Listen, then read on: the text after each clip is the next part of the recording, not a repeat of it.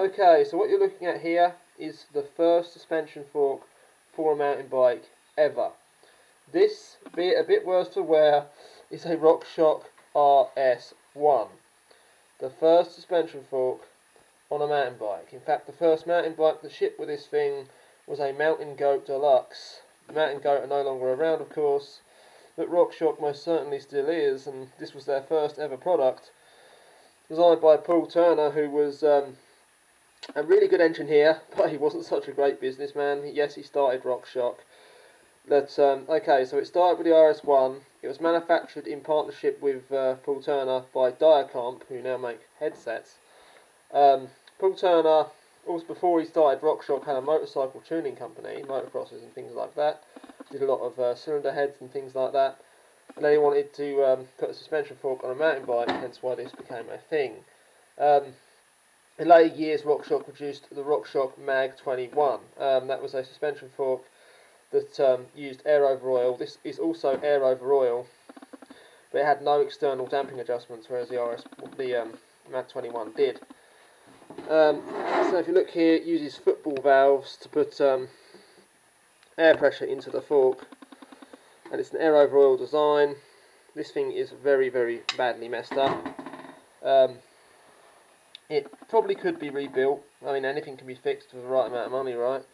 It's going to need re-chroming on the stanchions. This is pretty much as I got it. This is only surface rust on the steered tube, believe it or not. It will certainly need the threads recutting. The crown's there though. The steer tube is actually removable. The crown, if you look at it, they're the bolts for the steer tube and the stanchions, so that comes off. And you can move it up and down to adjust the geometry of your bike. That was a thing back then. They only have about, I think it's 38mm of travel, something like that. Press them and, well, there we go, that's them fully extended. It looks like almost 100mm of travel, but it's not. It's a lot less, maybe about 50mm. I can't remember off the top of my head how much travel these had. But anyway, after this, RockShox was successful, well, up till 2003, so I suppose that wasn't a bad run. Then, of course, RockShox defaulted on a loan to SRAM, and SRAM now owns them. Paul Turner at the same time was running a company called Maverick, and there is actually a Maverick bike somewhere over here. Nope, I'll go do that in another video. I've got a full working one on YouTube that you can see. But he started a company called Maverick. That was successful up till 2012. And in fact, they invented the first dropper seat post called the Maverick Speedball. But in order to try and keep Maverick going, they sold the design to Crank Brothers, and then subsequently still ended up going bankrupt about a year later. So Maverick is no more. Paul Turner, as far as I'm aware, is out of the bicycle business. Correct me if I'm wrong on that, but I think that may be the case, unfortunately.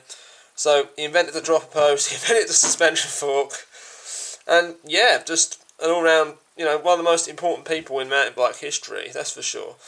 And this is arguably one of the most important components of mountain bike history. It's the RockShox RS1. It's the first ever suspension fork.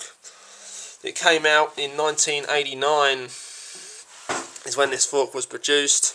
It's not bent, that's how it actually is supposed to be.